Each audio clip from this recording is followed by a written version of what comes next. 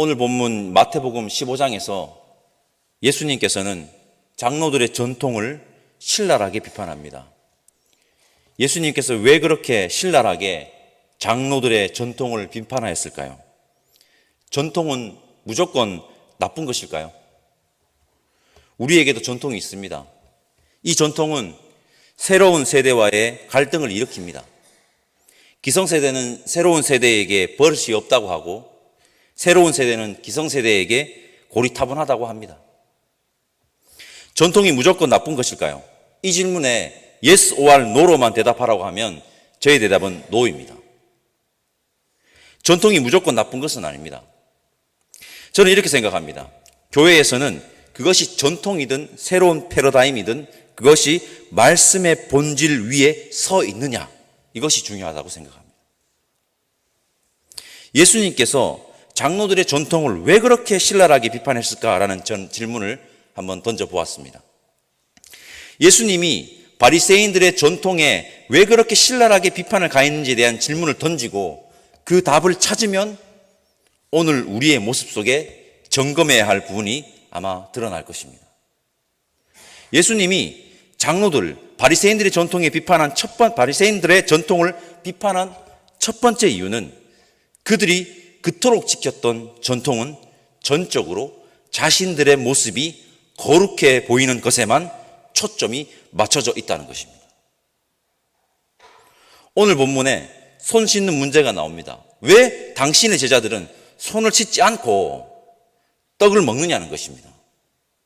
누차 말씀드렸습니다. 예수님은 중심을 보시는 분이십니다. 우리 7절과 8절 말씀 함께 읽어봤으면 좋겠는데요. 7절과 8절입니다. 외식하는 자들아, 이사야가 너희에 관하여 잘 예언하였도다. 일렀으되 이 백성이 입술로는 나를 공경하되 마음은 내게서 멀도다. 외식하는 자들, 쉽게 말해서 여러분, 겉과 속이 다르다는 것입니다. 겉과 속이. 자신들의 마음속 내면에는 전혀 관심이 없고 겉으로 보이기에만 번지르르 하다는 것입니다. 단순히 겉으로 보이기에만 거룩해 보이게 하는 전통을 예수님께서는 신랄하게 비판하십니다. 단도직입적으로 말씀드리겠습니다. 우리는 거룩해 보이기만 해서는 안 됩니다. 우리는 거룩해야 합니다. 다시 한번 말씀드립니다. 우리는 거룩해 보이기만 해서는 안 됩니다. 우리는 거룩해야 합니다. 두 번째 이유는 하나님의 율법, 하나님의 말씀을 자신들의 구미에 맞게 조물조물하여서 마음대로 만들어 놓고선 그것을 전통이라고 했기 때문입니다. 우리에게는 하나님의 말씀을 자기 마음대로 조물조물하여서 해석하여 적용해 놓고선 이것이 교회의 전통이라고, 이것을 지켜야 한다고 하는 것들은 없는지 이 시간 한번 돌아보는 시간이 되었으면 좋겠습니다. 세 번째 이유는요, 두 번째 이유와 맥을 같이 하는데 너무나도 어이가 없이 그들이 율법의 전통이라고 말하는 그 전통이 율법, 즉 하나님의 말씀을 어기는 일에 근거로 삼아버린다는 것입니다. 예수님은 그 신뢰를 들어가면서 그들에게 말씀하고 있습니다. 우리 4절에서 6절까지 말씀 함께 읽어봅시다. 4절에서 6절 말씀입니다. 하나님이 이르셨을 때 내 부모를 공경하라 하시고 또 아버지나 어머니를 비방하는 자는 반드시 죽임을 당하리라 하셨거늘 너희는 이르되 누구든지 아버지에게나 어머니에게 말하기를 내가 드려 유익하게 할 것이 하나님께 드림이 되었다고 하기만 하면 그 부모를 공경할 것이 없다 하여 너희의 전통으로 하나님의 말씀을 폐하는도다. 부모 공경에 관한 계명을 들고 있습니다. 우리 개신교 말고 기독교가 한국에 처음 유입될 때 오해를 받은 부분이 있습니다. 정확하게 말하면 천주교가 이 일로 엄청난 박해를 받았는데 기독교가 무군무부의 종교로 오해를 받은 것입니다. 무군무부, 기독교가 임금도 모르고 부모도 모르는 종교라고 오해를 받은 것입니다. 제사의 문제로 불거진 이 오해는 한국 사회의 전통과의 충돌이었습니다. 그러나 여러분도 아시다시피 우리 기독교는 어느 종교보다 부모를 공경하는 종교입니다. 오늘 본문에서 예수님이 말씀하신 구약의 근거를 찾아서 한번 읽어보겠습니다. 출애굽기 20장 12절입니다. 10계명 중 5계명입니다. 내 부모를 공경하라. 그리하면 내 하나님 여호와가 내게 준 땅에서 내 생명이 길리라. 아멘. 10계명 중에 5계명입니다. 하나님은 부모를 공경하는 것을 누구보다도 기뻐하시며 부모를 공경하지 않는 이들을 질책하시겠다고 반드시 이야기하십니다. 질책하신다는 것을 우리는 반드시 또 알아야 합니다.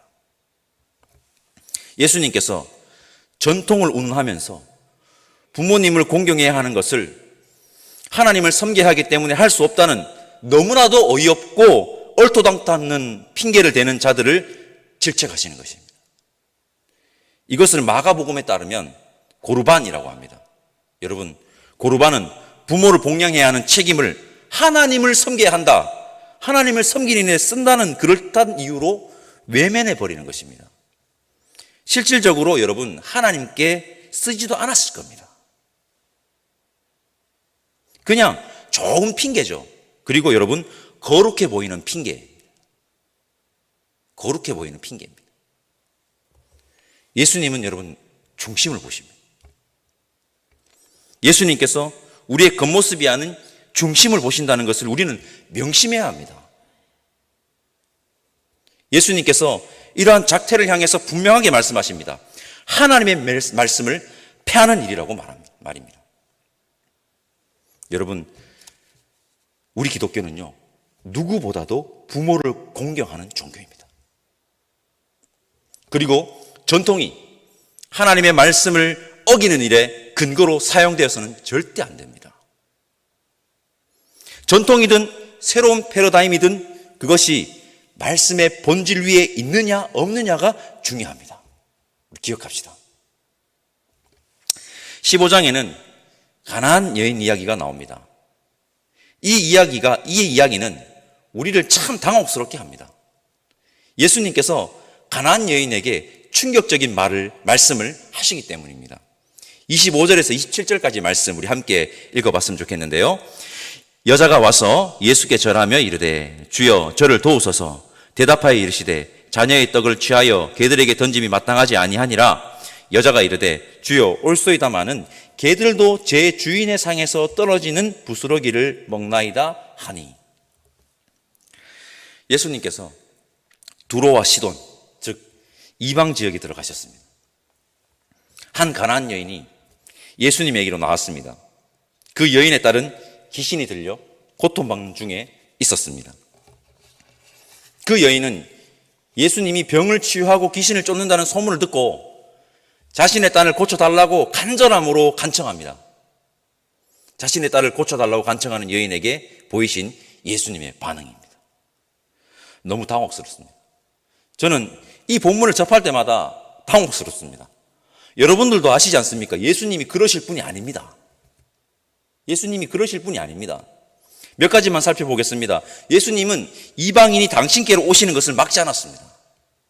그리고 예수님은 낮은 자들, 사람들이 외면하는 자들과 스스럼 없이 함께 하셨고 그들과 함께 식사까지 하신 분이십니다. 여기에 대한 여러 해석들이 있지만 오늘은 가나안 여인에 대해 이것을 말씀드리고 싶습니다. 이 이야기가 장로들과의 전통 논쟁 다음에 나온다는 것입니다. 본문이 어느 위치에 있는지 참 중요하거든요. 성경을 해석할 때는. 이 이야기는 전통이라는 틀에 갇혀 있는 바리새인들과 예수님을 따르는 제자들에게 교훈해 주시는 이야기입니다. 이방의 한 여인이 그 수모를 당하고도 자녀를 살리겠다는 간절한 마음으로 예수님께 나왔습니다. 여러분, 그녀에게는 체면과 자존심 따위는 없습니다. 저는 이 이야기가 당시 바리새인들과 예수님의 제자들, 그리고 오늘 우리에게 이렇게 말하는 것 같았습니다. 전통이 아니라 하나님을 향한 간절한 마음이야. 너희들보다 이 여인이 훨씬 더 하나님의 마음에 합당한 여인이야 라고 말하고 있는 것입니다. 전통, 체면 아닙니다. 여러분, 하나님을 향한, 예수님을 향한 간절한 마음입니다. 하나님을 향한 간절한 마음이 여러분 우리에게 있는지 한번 돌아봅시다. 마태복음 15장 30절 이후를 보면 예수님은 여전히 연약한 자들에게 다가가 그들을 고쳐주시고 그들과 함께 하십니다. 그리고 15장 마지막에는 질병이여 기적, 4,000명을 먹이시는 급식 기적 사건이 나오는데, 여러분 오병이어와 칠병이어의 기적의 차이는요, 오병이어는 유대인들에게 베푼 급식 기적이고 칠병이어는요 이방인들에게 베푼 급식 기적이라는 것입니다. 여러분, 예수님은 유대인만의 구원자가 아니라 이 땅의 낮은 자리에 있는 자들, 그리고 이방인들 모두를 위해, 온 인류를 위해서 오신 구원자임을 오늘도 말씀하고 있습니다. 성도 여러분, 자신을 거룩하게 보이게 하고 자기 마음대로 자기 편의대로 만들어 놓은 하나님의 말씀까지 어겨버리는 근거로 사용되는 전통이 아니라 하나님을 향한 간절한 마음, 신실한 마음입니다. 전통이냐 새로운 패러다임이냐가 중요한 것이 아닙니다. 전통이든 새로운 패러다임이든 그것이 말씀의 본질에 있느냐 없느냐입니다. 다시 한 번 더 말씀드립니다. 전통과 체면이 아니라 하나님을 향한 간절함입니다. 아시죠? 우리 예수님은 온 땅의 모든 이들을 위해 이 땅에 오신 우리의 구원자이십니다. 그 예수님을 따르는 예수님의 참된 제자가 이 새벽 예수님께로 나온 우리 모두이기를 간절히 소망합니다. 기도하겠습니다. 사랑의 하나님, 감사합니다. 전통이냐 아니냐가 아니라 이것이 하나님의 말씀에 합당하냐 아니냐에 예민한 자가 되게 하시고, 그저 거룩해 보이는 것에만 관심을 가지는 것이 아니라 하나님의 마음에 합하느냐에 예민한 자 되게 성령 하나님 인도하여 주시옵소서.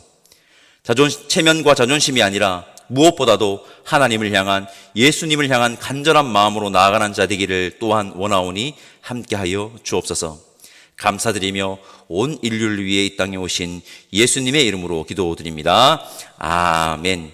하늘에 계신 우리 아버지의 이름을 거룩하게 하시며 아버지의 나라가 오게 하시며 아버지의 뜻이 하늘에서와 같이 땅에서도 이루어지게 하소서.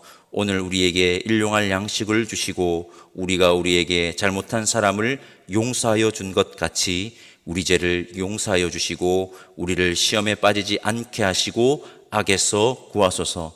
나라와 권능과 영광이 영원히 아버지의 것입니다. 아멘.